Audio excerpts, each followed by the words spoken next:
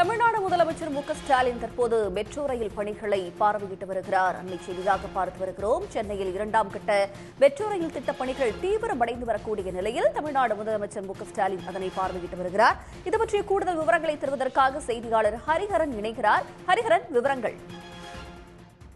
Chennai metro ரயிலின் 2ஆம் கட்ட திட்டப் பணிகள் தீவிரமாக நடைபெற்று வருகின்றது. குறிப்பாக சென்னை முழுவதுமாக 2ஆம் கட்டத்தில் மட்டும் 116 கிலோமீட்டர் தொலைவிற்கு இந்த 2ஆம் கட்ட மெட்ரோ ரயில் திட்டப் பணிகள் நடைபெற்று வருகின்றது. இதில் மாதவரம் முதல் ராயப்பேட்டை, மயிலாப்பூர், அடையாறு, சோழிங்கநல்லூர் உள்ளிட்ட சிறுசேரி, சிப்காட் வரை 45.4 கிலோமீட்டர் தூரத்திற்கு 3வது வழித்தடம் அமைகின்றது. இதில் பசுமை வழிச்சாலை மெட்ரோ ரயில் நிலையம் தொடங்கி அடையாறு ஆற்றுக்கு இடையில 1.2 கிலோமீட்டர் தூரம் உள்ளது.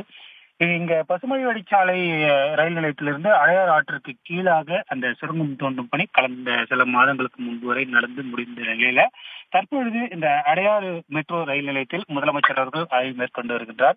அங்கு அந்த சுரங்கம் தோண்டும் பணிகள் எந்த அளவுக்கு சவாலாக இருந்தது, குறிப்பாக அந்த அடையாறு ஆற்றிற்கு கீழே சுரங்கம் தோண்டும் பணி மிக சவாலானதாக இருந்ததாக கடந்த காலங்களில் மெட்ரோ நிறுவனம் தரப்பில் தெரிவிக்கப்பட்டிருந்தது. ஆற்றிற்கு அருகே சுரங்கம் தோண்டி முடித்ததும் தரைப்பரப்பிற்கு வந்தபோது கடினமான பாறைகள் இருந்தபோது ஒரு நாள் ஒன்றுக்கு 1.5 மீட்டர் தூரம் வரைக்குமே அந்த சுரங்கம் தோண்டும் பணி நடைபெற்று வருவதாக மெட்ரோ நிறுவனம் தெரிவித்த நிலையில கடந்த சில மாதங்களுக்கு முன்பாக இந்த பணிகள் முடிவுற்ற நிலையில தற்போது அடையாறு ரயில் நிலையத்திலிருந்து அடுத்து அடையாறு பணிமனை டிப்போ ரயில் நிலையம் வரைக்கான சுரங்கம் தோண்டும் பணி விரைவில் தொடங்குவதற்கு அந்த பணிகளை முதலமைச்சர் ஆய்வு மேற்கொண்டு வருகின்றார். குறிப்பாக தற்போது அந்த அடையாறு ஆற்றின் கீழே அந்த காவேரி என்ற இயந்திரம் சுரங்கம் தோண்டும் பணியை மேற்கொண்டு வந்த நிலையில் தற்போது புதிய இயந்திரம் சுரங்கம் தோண்டும் பணிகளை மேற்கொள்ளும் என்றும் மெட்ரோ தரப்பில் தெரிவிக்கப்பட்ட நிலையில அந்த பணிகளை முதலமைச்சர் அவர்கள் தொடர்ச்சியாக ஆய்வு மேற்கொண்டு எவ்வாறு பணிகள் நடைபெற்று வருகின்றது, பணிகளை துரிதமாக முடிக்க வேண்டும் என்ற போன்ற அறிவுறுத்தல்களை அதிகாரிகளிடம் அறிவுறுத்தி வருகின்றார்.